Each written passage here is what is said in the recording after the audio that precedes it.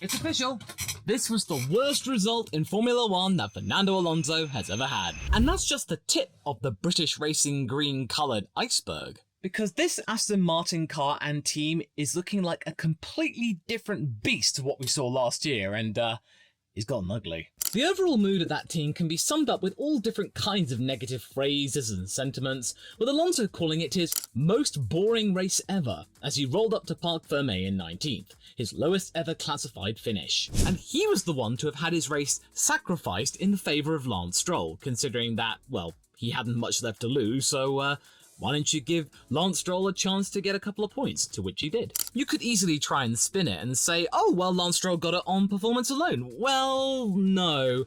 It's mainly down to the fact that Alonso was bait for other drivers to come in and pit, and Lance could go long. So it was circumstance and good fortune. And this is Alonso we're talking about here. Since when was he the fall guy? After all of the positive affirmations that we've seen from him in the past year, and him committing the rest of his entire natural life to Aston Martin just a couple of months ago, it seems like a very distant memory. And this was a suspiciously timed dip in performance. It in fact makes me want to reach over toward the foam of doubt over here, but I'll save it for later. There is a lot to unpack here after what we saw during the Formula 1 MSC Cruises Gran Premio del Made in Italy e dell'Emilia Romagna. Yes! Especially when it comes to the likes of Aston Martin, this upgrade package was expected to be just as effective as the McLaren package from Miami. What makes this all the more concerning is that, sure, they brought upgrades to previous races and they were okay, they did progress the team somewhat, Alonso had his moments, but this was meant to be their big one. This was their effective B-spec car, and the AMR 24B has resulted in a result that really was not something that they expected. And what did the team get out of it? Well, they got a car which is now difficult to drive, but it's still capable of doing things. Yes, it is definitely capable of doing things, might crack, and one of them being giving the boss a headache. Papa Stroll losing patience with the fact that Aston Martin is not progressing as intended. And I wouldn't blame him, considering the huge investors that are coming around and the huge names in terms of partnerships, and it's gonna make the Stroll family hot under the collar, that's for sure. Even though they are still customers to Mercedes, they are a much bigger outfit than they were just 24 months ago. They were still back then the plucky and slender go-getters who had to punch above their weight to get anywhere. And in the wake of a brand new regulation change where aerodynamics were at the forefront, they were limited in scope, so it was understandable they would flounder for a bit. Especially since they couldn't rely on the W10 anymore as a template. Something has shifted, and instead of seeing an Aston Martin that emulates the days of Force India and Jordan, I'm seeing an Aston Martin now that is basically trying to copy the book of Toyota, in just throwing money at things and expecting things to work automatically, and then realizing that, oh, no, it doesn't. And now they have outside investors to answer to, as well as prospective partners in Honda and Aramco. This isn't just me saying this, a professional yapper from on top of a ladder. This is Honda themselves seeking very big aspirations, excited to return to Formula 1 for the billionth time. Them seeking to go for a title bid in their first year of working together with Aston Martin. Aramco themselves have huge aspirations with their synthetic fuel division really reaping rewards, as well as the fact that they want to succeed, them and Saudi Arabia, in being in the F1 space, with them being the title sponsors of Aston Martin themselves, the sole title sponsor. So when you get that kind of influence, as well as your engine and power unit partner really insisting that they go for a title, and right now they are struggling to hold on to fifth, I really don't see anything changing before things converge even further. Because yes, it's very well and good, they might improve for 2026, but right now, before that, where are they right now? Well, they're even further behind the Big Four than they were just a few months ago. Stroll's bold pit call was not enough to get close to Mercedes at Imola, him nearly 45 seconds behind Lewis in 6th place. Their overall race pace, and you really have to think about Stroll here because Alonso was completely and utterly nobbled, is that it was looking more akin to the racing bull of Tsunoda. And when you compare Stroll and Tsunoda's lap times, they were relatively close. There was not much in between them, and it was only Lance Stroll's late pit call that allowed him to pull forward because he obviously had fresher rubber. He was able to overtake Tsunoda Tsunoda and get 9th place over the Japanese driver. So when you take that into consideration, can we really call Aston Martin a front-running team anymore? They are at best the Alpine of this year, that they're in no man's land, that they're not fast enough to go after Mercedes, but they are decent enough to be ahead of Racing Bulls and the chasing pack. Well, I'm starting to think that, actually. Alarm bells were ringing in my ears when I heard Alonso mentioning that the upgrades would not address the weaknesses of its car, yet also said that the team had made good progress over the previous smaller tweaks, which is somewhat true. But you then have to realise that, wait, surely these upgrades would be looking to address the weaknesses, like the McLaren upgrades have done, like the Ferrari upgrades have done. They were there to address weaknesses. The SF24 Evo, according to Leclerc, was dedicated to addressing low-speed corners, which were an issue with the 2024 Ferrari, and it somewhat worked. They were closer to Red Bull, but not quite close enough to McLaren. But either way, they were addressing things that needed to be addressed, whereas Aston Martin, they were sort of just going for a general overview and update for the car, which Alonso didn't really seem to rate. And that makes me think, are they even listening to Alonso now? Because surely they would have listened to Alonso and addressed the problems with the car and then go from there. What we saw in Imola is what I saw last year in Canada, where the team brought upgrades, they pressed through with them instead of withdrawing them to then look at them before trying again, and then spent the majority of the rest of that season floundering, not getting anywhere close to the top 3, save for a couple of moments, and then they changed course in Qatar again, and then things started to realign. And I think it's got something to do with their correlation with the wind tunnel and the equipment that they still have. Their big wind tunnel is not there yet, and it couldn't come soon enough, quite frankly. Of course, the team can get on top of these upgrades eventually and figure out why they didn't work over the next few races, and they also blame the track itself for not being good in terms of overtaking to aid Fernando Alonso's recovery from his qualifying issues, and many excursions over the course of the weekend. But it's incredibly weird that Fernando Alonso's form completely deserted him at a really special track for him. This was the circuit where 2 of his greatest drives were held. 2005, 2006. Go and look at them on YouTube. The Formula 1 YouTube channel themselves consistently show it every single year. And can you take a guess of what we see more and more of this year from Fernando? Yes, some very juicy and fruitful comments in the negative sense, including such things of wanting to finish the race and go home and look forward to Monaco, and one of those days that everything went wrong. And another one he just said as I was scripting this video, if they can't get on top of the problems of Imola, then he expects Monaco to be torture.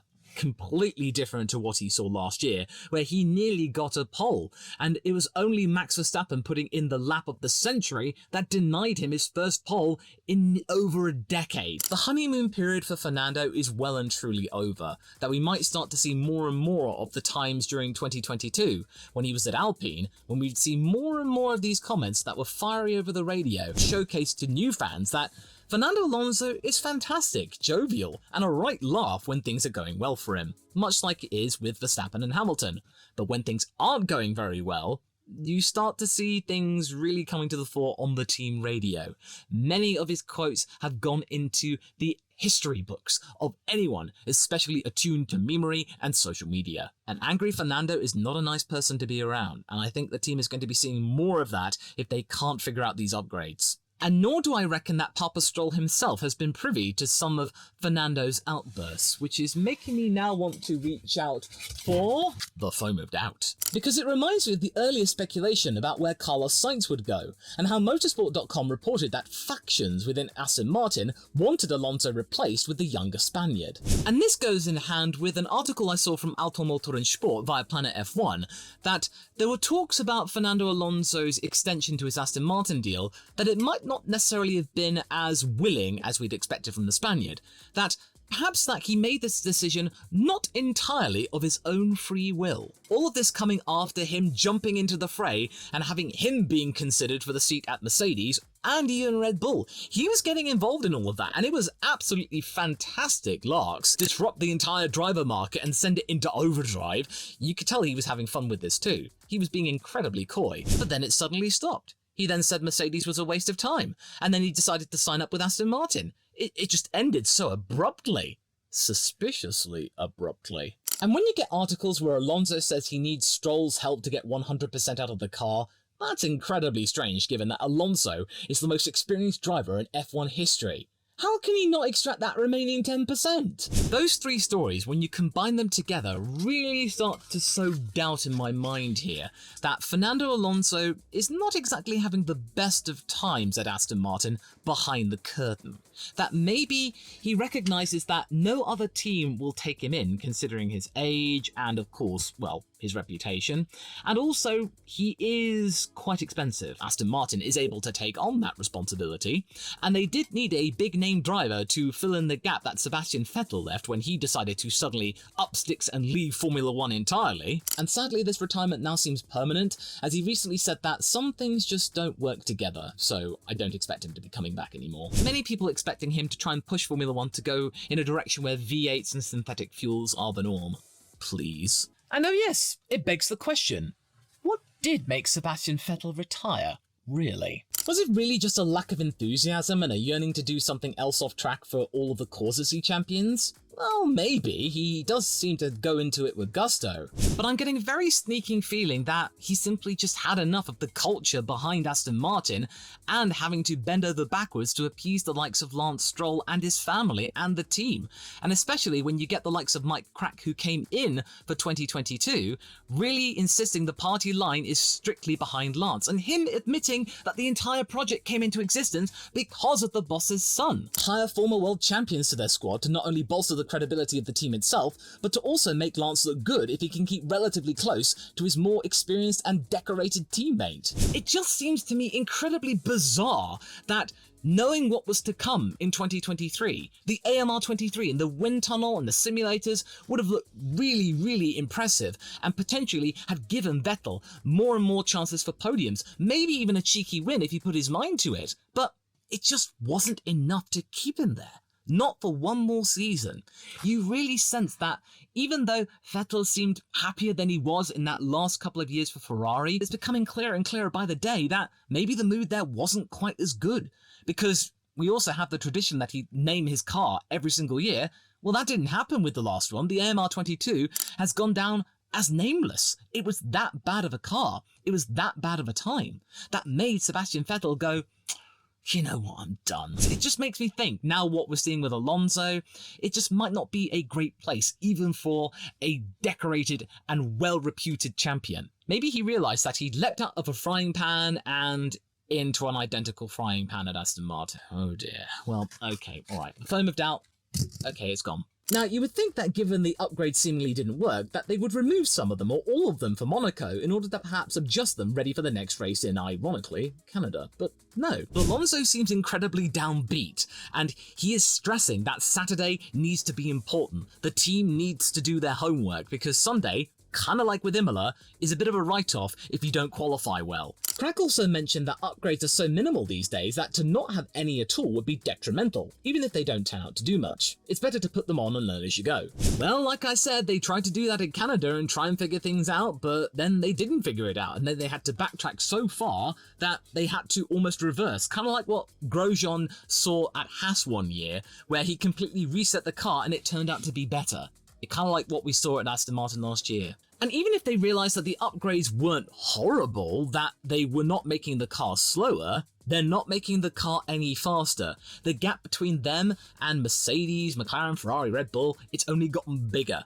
Their chances to get podiums, well, I think it's gone for the rest of this year, unless they come up with another upgrade that makes it a Spec C car that suddenly makes it about half a second quicker in one go. It really doesn't help matters that Haas have now got their act together and are upgrading the car in a traditional manner, as well as a driver who can do the business in qualifying, denying a slot for Stroll or Alonso in Q3, as well as Racing Bulls have a similar driver with Tsunoda who can deny them yet another place potentially in Q3, because Tsunoda's been doing that a lot. And what makes this even more concerning for me, yeah, it gets even worse, is that Dan Fallows, the Red Bull hire that seemed to almost propel them into the stratosphere last year, said that this upgrade that they brought was incredibly aggressive. And usually when teams say that they brought an aggressive upgrade, it can go one of two ways. Yes, it could, in the sense of McLaren, send them rocketing up the order, but at the same time, an aggressive upgrade could also carry major risks and either send you down into a freefall or not do anything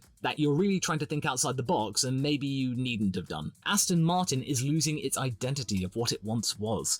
It's no longer the plucky little team, and instead it's just become this big bloated entity that is chasing many results just by throwing money at problems. You need more than that. You need the team culture around it. You need the motivation to do better, to really excel. That's why McLaren did really well in getting back from where they were at the beginning of 2023.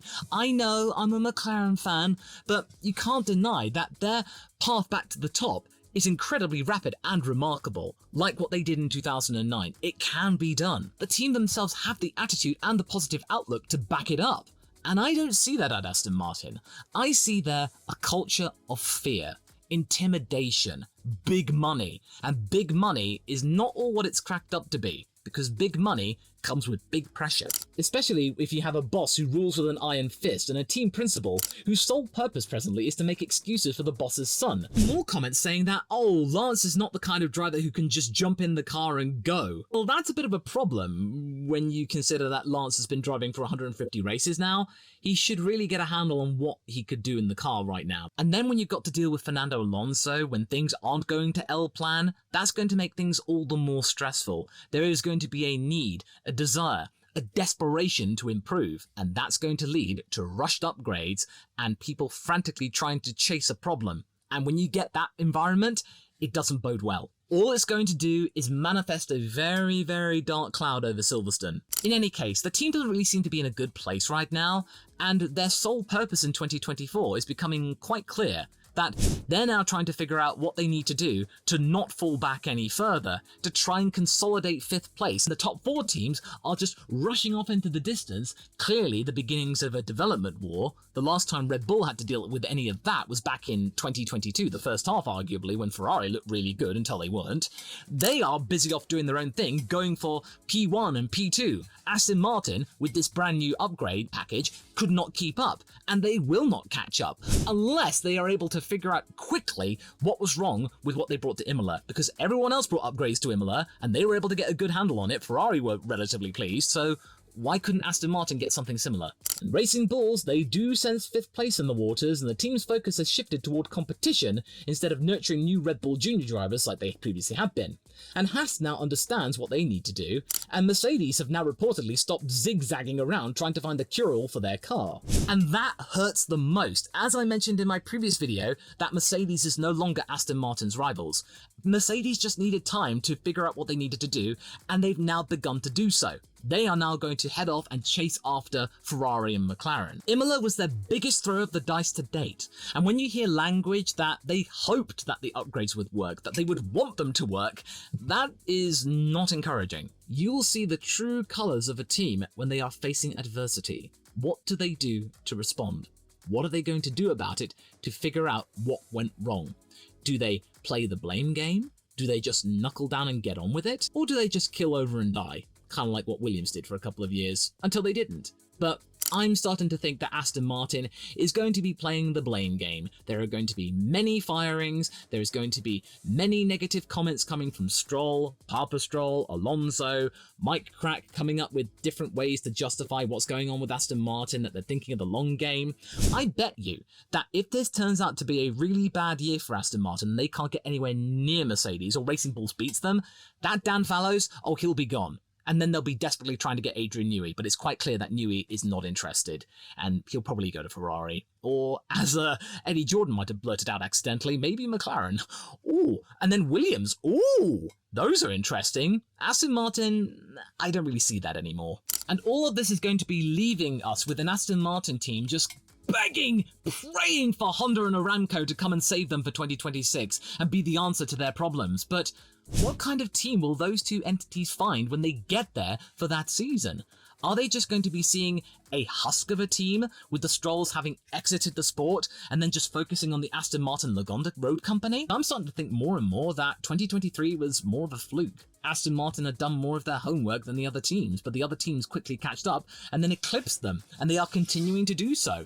Aston Martin started off well, but they couldn't keep on developing fast enough to keep up with the rest of the pack. They can improve as they get more and more in terms of facilities. A brain drain could occur when people get fed up of the working environment being that relatively hostile, and they'll want to go to other places where there are better prospects or maybe a better work environment. Because Sauber, Ferrari, they're hiring. The Lewis factor at Ferrari is very, very strong. The Audi factor is very, very strong at Sauber. McLaren will probably pick up more and more people because they are on the up and up and up. Of course, I could be wrong. Aston Martin might be able to figure these upgrades out after all after a couple of races, maximize their efficiency, and if they do that, fair play to them. But I do get the sense that the luster of what we saw last year is just not there anymore. It's a very precarious position that Aston Martin find themselves in at the moment, and they need to respond to the people behind them. They need to take them seriously, because Mercedes, they're gone. They just are. Especially if you get Yuki Tsunoda continuing his ascent and he gets stronger and stronger, and Lance Stroll really needs to pick up the pace. And Tsunoda's rise to good form is something I discuss in this video here, that you can go and watch right now. I think he's really turned a corner, with Bahrain being the wake-up call.